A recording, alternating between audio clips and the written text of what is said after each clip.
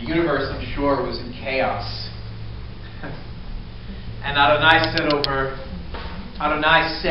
over absolute hell, absolute chaos, he said, Yehi or, let there be light. He is still speaking, let there be light, over chaos. Because his word is eternal. And when he says, let there be light, and he says that over chaos, as long as there is still chaos in the world, that original that word will resonate over the chaos. And that word will not return from where it originally came forth until all chaos is conquered. So, the words reverberate throughout time. Yehi or, let there be light. And those words resonate and reverberate over all chaos until all chaos is conquered, until all chaos is destroyed, and the whole world comes into submission to Yeshua the Messiah. Amen and amen. So today I'm going to talk about a topic. I can't say that I am an expert in this topic, and no, it is not end times, which I also don't claim to be an expert on. He used to say that everybody's either pre-trib, post-trib, this trib, that trib, mid-trib. When it talks about end times, he used to call himself a pan-millennialist. And I said, Rabbi, what does that mean? He says, it'll all pan out in the end. And that's kind of where I am as well. But there is a topic that I'm going to talk about, and again, I'm not an expert on it. So some people, or most people, know here that the Torah, the books of Moses, are split into portions, or in Hebrew, parshot, parshas, and in every synagogue around the world it is read. The same portion of the books of Moses is read in every synagogue around the world. And this week is the last portion in the book of Numbers, Bamidbar, the book of Numbers. And so I was reading it, and something in the book kind of spoke to me and said, this is where you're going to talk. And I'm like, okay. And it really nothing as much to do with the story as Fran was saying, that the Torah portion starts with, these are the journeys of the children of Israel. And it recaps every ending point, every starting point, every ending point, every starting point, every ending point. It recounts everything. And the reality in that, the mystery in that, is that everywhere you go, everywhere that Adonai has you rest, and every place that Adonai has you move, is essential and worthy of recount. And is not a waste. Everywhere he has you. So that is the reality of why every single stopping place and starting and journey is recounted at the end, because nothing is wasted. There's so much truth and revelation that we almost realize that. That you are on a journey, we're all on a journey, and none of it is a waste of time. But when he started out the journey, it said that the children of Israel set forth from Ramses.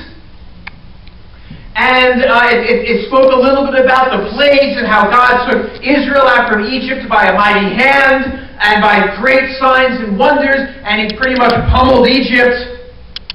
But then it says something which I'm not really an expert on. And it said, at that time, God also executed judgment on the gods of Egypt.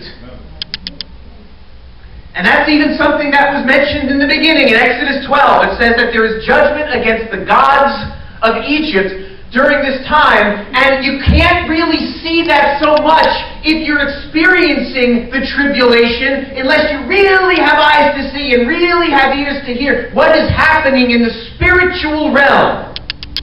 Because in the natural, it just looks like God is kicking some butt. It just looks like he's kicking some tuchus. Looks like he's kicking some Egyptian tuchus. And he's making his name great. He's distinguishing himself. And he's doing anything and everything to pummel Egypt and set his people out of slavery free. To to the children of Israel, all they had to do was sit there and watch. They didn't have to do anything. They just had to watch what the Lord did with all these plagues. To the Egyptians, they may have thought, oh my God, spiritually something's happened. If they weren't very spiritual people, they probably would have thought they were in some sort of environmental crisis. Maybe global warming. But it says that God was executing a judgment on false gods. So in the midst of all this insanity that was happening on the earth, there was spiritual battle concurrently happening. And this is a spiritual reality that we don't always... Look at you wearing the talit. Hey, I'm allowed with my wife.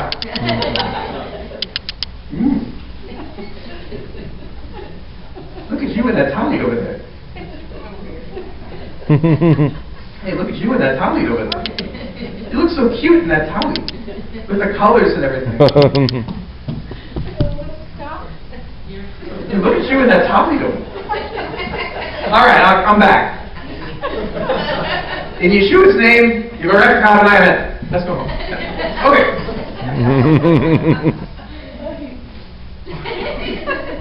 I love my wife. Rabbi? Yes? If it's too cold, then one I can adjust the air conditioning. I think it's perfect. We're good. So anyway, in the midst of earthly calamity, there is legitimate spiritual battle happening. Things happening, moving in the Spirit that we don't always see, that I don't always see, but we must understand that God is a warrior, He is a fighter, and He will not stand for other gods to be worshipped. And I've said that the last 3 weeks. You know, the end game of this thing, as much as we seek unity and peace in the world, and love in the world, and that's a good thing. I want that. That's a good thing. At the end of the day, it's not the end of it, when Messiah comes and the word of the Lord is revealed around the world, sorry, but the end of it is not the Jews and the Muslims and the Christians and the Hindus living together in unity. It's just not. I'm sorry. That's where we are now, and I love it. I enjoy it. I love diversity and multiculturalism. I love these things. But the end game is not democracy that we're getting at. It's not a freedom of religion. It's theocracy, to be honest with you. It's the Lord shall be king over all the earth, and the Lord shall be one. It's not like in the end, Adonai and Allah are going to do a horde together. Hallelujah, we're one. That's not the way it's going to be. Nor is it going to be this universal thing that everybody's going to have a revelation that no matter which way they're worshiping, it all goes to the same place. That's universalism. That's not the way it is. God is a jealous God. And any other God will be conquered. And the knowledge of the true God will come to everybody. And that's the reason jealous God. So we see wars happening in the Spirit. And that is a reality, and we need to be encouraged about that because God fights on behalf of Israel. And that's one of the reasons you are grafted into Israel. Because it says you receive the promises. And one of the promises, one of the blessings that God fights for Israel.